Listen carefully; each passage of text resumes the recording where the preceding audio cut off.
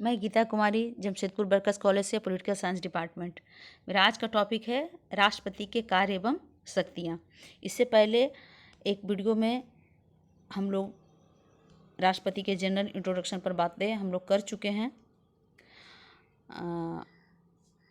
आज राष्ट्रपति के कार्य और शक्तियों पर हम लोग डिस्कस करेंगे।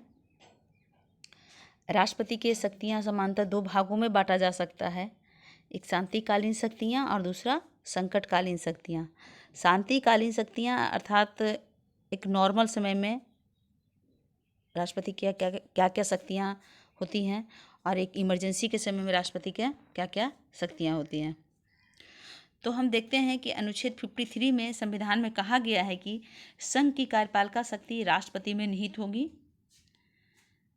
और उसका प्रयोग संविधान के अनुसार स्वयं या अपने अधीनस्थ अधिकारियों द्वारा करेंगे। इससे पहले भी हम लोग वीडियो में डिस्कस कर चुके थे कि राष्ट्रपति संवैधानिक प्रधान होते हैं और वास्तविक प्रधान कौन होते हैं? प्रधानमंत्री और मंत्रिपरिषद। तो राष्ट्रपति जनरली जितने भी कार्यपालिका शक्तियाँ यूज करते हैं वो प्रधानमंत्री और मंत्रिपरिषद के सलाह पर ही करते हैं। तो सबसे पहला जो कार्यपालिका संबंधी शक्तियाँ हैं वो है राष्ट्रपति जितनी भी नियुक्ति करते हैं, यानी जितनी भी नियुक्तियाँ संबंधी शक्तियाँ होती हैं, भारतीय संघ के जितने भी महत्वपूर्ण अधिकारी होते हैं उनकी नियुक्ति राष्ट्रपति ही करते हैं। सबसे पहले नियुक्ति प्रधानमंत्री, जो प्रधानमंत्री की नियुक्ति राष्ट्रपति करते हैं और प्रधानमंत्री के ही सलाह पर अन्य मंत्रियों की नियुक्ति राष्ट्रपति करते हैं। और जितने भी अधिकारी हैं संघ के, जो महत्वपूर्ण अधिकारी हो गए, जैसे राज्यपाल, उच्चतम न्यायालय एवं उच्च न्यायालय के न्यायाधीश, नियंत्रक महालेखा परीक्षक जिनको CAG कहते हैं, निर्वाचन आयोग, संघ लोक सेवा आयोग के अध्यक्ष व उसके सदस्य, विदेशों में राजदूत, इन सभी के अतिरिक्त राष्ट्रपति जो आयोग, जितने भी आयोग बनाए जाते हैं, जैसे मानवाधिकार आयोग, राजभाषा आयोग, अंतर्राज्यीय परिषद, पिछड़ा वर्ग आयोग, वित्त आयोग, ये सभी के सदस्यों का नियुक्ति राष्ट्रपति ही करते हैं। ठीक है। और केंद्र शासित क्षेत्रों के प्रशासन पर राष्ट्रपति का ही नियंत्रण होता है।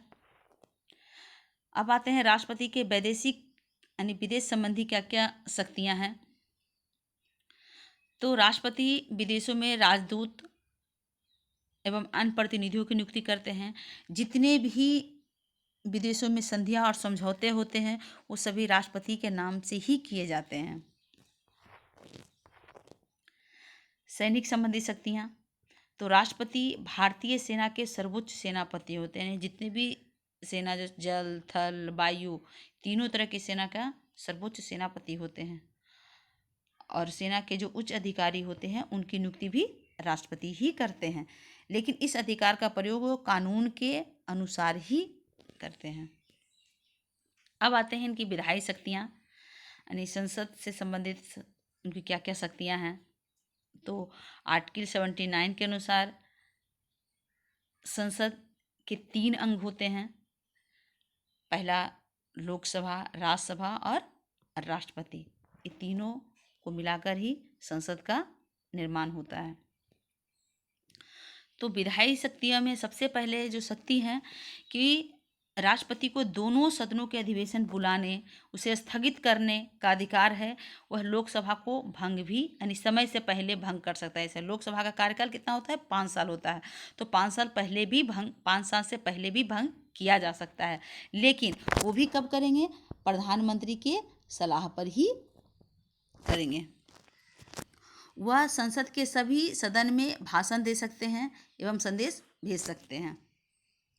राज्यसभा में 12 और लोकसभा में 2 एंग्लो इंडियन को मनोनीत करते हैं राष्ट्रपति। यानी आर्टिकल 80 के तहत राज्यसभा में 12 व्यक्ति, जो कि साहित्य, विज्ञान, कला, समाज सेवा से जुड़ा हुआ जो व्यक्ति है, ऐसे 12 व्यक्तियों को राज्यसभा में मनोनीत करते हैं आर्टिकल 80 के तहत।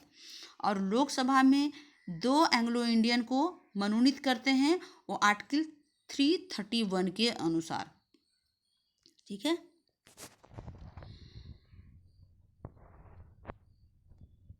समान विधेयक पर भी अगर दोनों सदनों में किसी भी तरह का असहमति हो जाए तो राष्ट्रपति संयुक्त बैठक बुला सकते हैं आर्टिकल 108 के तहत। ठीक है। अनेक प्रकार के विधेयक राष्ट्रपति की अनुमति के बिना संसद में पेश नहीं किया जा सकता। बहुत सारे ऐसे विधेयक हैं जो राष्ट्रपति की अनुमति के बिना संसद में पेश नहीं किया जा सकता।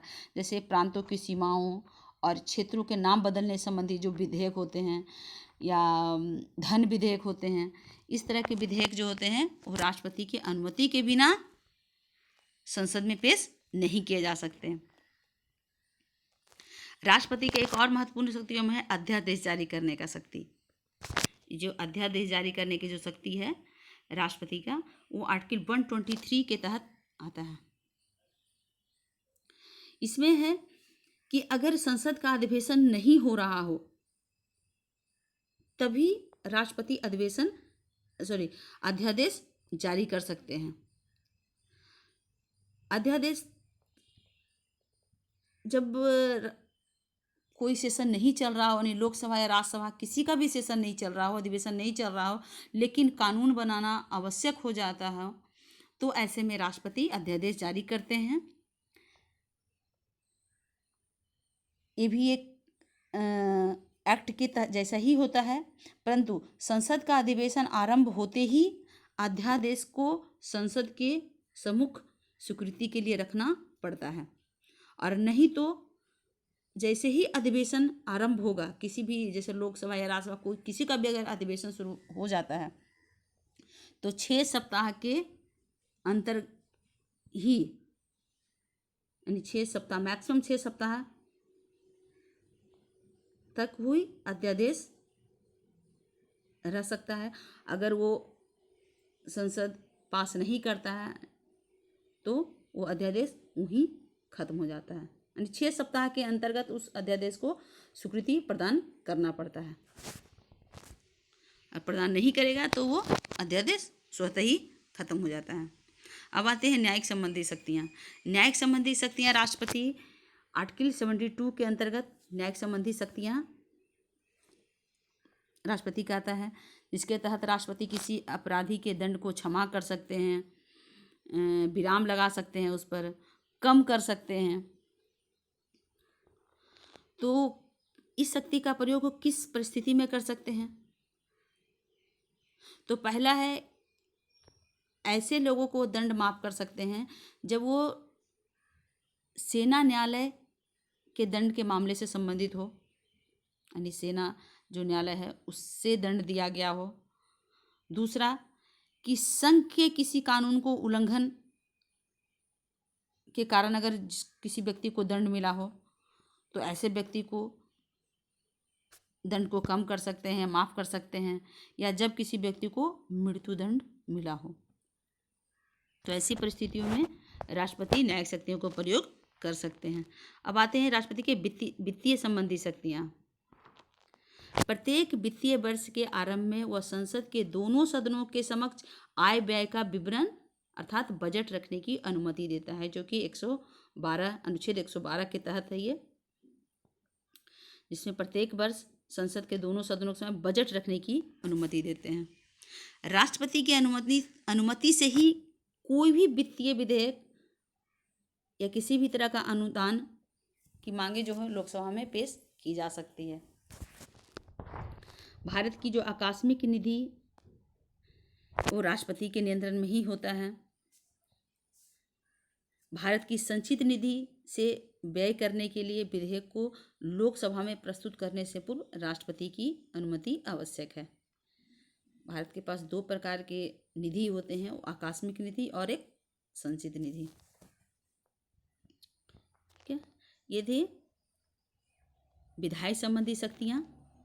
अब आते हैं हम लोग संकटकालीन शक्तियाँ में। राष्ट्रपति की संकटकालीन शक्तियाँ वो थी सामान्यकालीन शक्तियाँ, और अभी जो हम लोग डिस्कस करेंगे वो है संकटकालीन शक्तियाँ।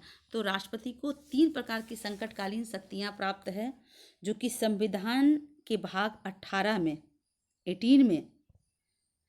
आर्टिकल 350 से लेकर 360 तक में वर्णन किया गया है। राष्ट्रपति की संकटकालीन शक्तियाँ 3 प्रकार की हैं। पहला जो आर्टिकल 352 में आता है वो है युद्ध, विदेशी आक्रमण तथा सशस्त्र विद्रोह से उत्पन्न संकट। यदि राष्ट्रपति को विश्वास हो जाए कि युद्ध, बाह्य आक्रमण या सशस्त्र विद्रोह होने की संभावना है, तो ऐसी परिस्थिति में वो पूरे भारत में अथवा राज्य के किसी एक क्षेत्र में राष्ट्रीय आपातकालीन नेशनल इमरजेंसी लगा सकते हैं। लेकिन ये राष्ट्रपति तभी करेंगे जब उनको लिखित मंत्रिपरिषद द्वारा उनको लिखित मिलेगा, तभी वो घोषणा, इमरजेंसी की घोषणा वो कर सकते हैं। इसको एक बार में 30 दिन के लिए ही, यानी 1 महीने के लिए ही लगाया जा सकता है। यदि लोकसभा का अधिवेशन नहीं हो रहा हो तो राज्यसभा स्वीकृति प्रदान कर सकती है।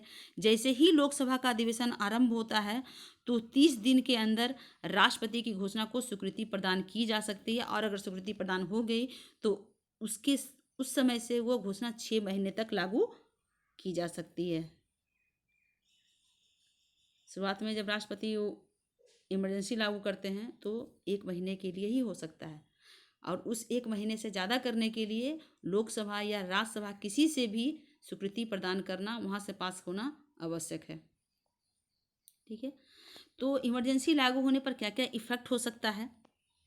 तो पहला है कि इस घोषणा से संपूर्ण देश का शासन पद राष्ट्रपति के हाथों में आ जाता है। राष्ट्र सूची में दिए गए विषयों पर संसद को कानून बनाने का अधिकार हो जाता है। ठीक है, अब आते हैं इसका दूसरा जो इमरजेंसी है वो है राज्यों के संवैधानिक मशीनरी अगर फेल हो जाए तो ऐसे समय से या ऐसे उत्पन्न संकट से बचने के लिए राष्ट्रपति शासन लगाया जाता है। अगर राज्यपाल यह सूचना दे कि राज्य का शासन संविधान के अनुसार नहीं चलाया जा रहा है अथवा नहीं चलाया जा सकता,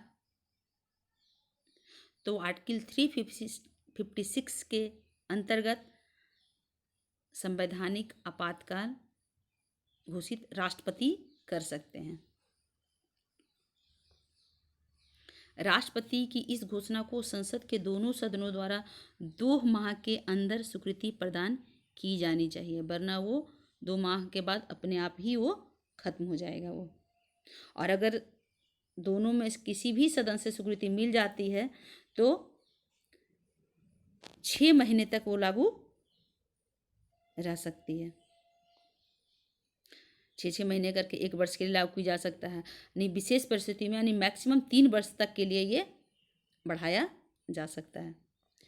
इसका प्रभाव क्या क्या होता है? राष्ट्रपति, अगर राज्य में राष्ट्रपति शासन लागू हो जाने पर क्या क्या इफेक्ट होता है? तो राष्ट्रपति राज्य के सरकार के उच्च न्यायालय को छोड़कर अन्य किसी भी अधिकारी के सब या कुछ कार्य अपने हाथों में ले सकते हैं।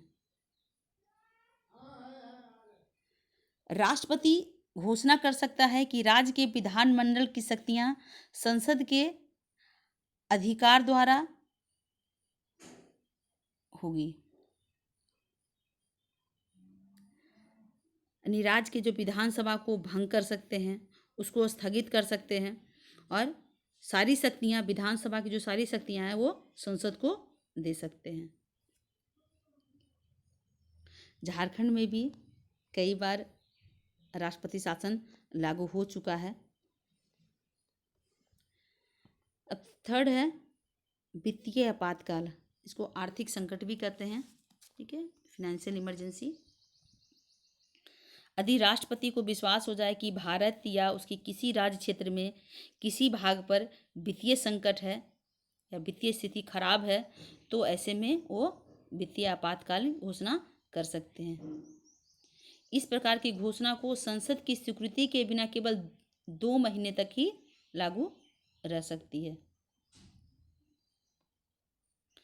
खुशी की बात यह है कि भारत में अभी तक वित्तीय आपातकाल नहीं लागू हुई है, जो कि ये वित्तीय आपातकालीन जो स्थिति है वो 360 के अंतर्गत राष्ट्रपति घोषित करते हैं।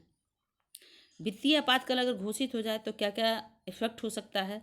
तो वित्तीय आपात की घोषणा के समय राष्ट्रपति राज्यों और संघ के सभी कर्मचारियों के जिनमें उच्चतम न्यायालय, उच्च न्यायालय के न्यायाधीश भी शामिल है, वेतन तथा भत्ते कम कर सकते हैं। राज्यों के धन विधेयकों को अपनी स्वीकृति के लिए मंगवा सकते हैं।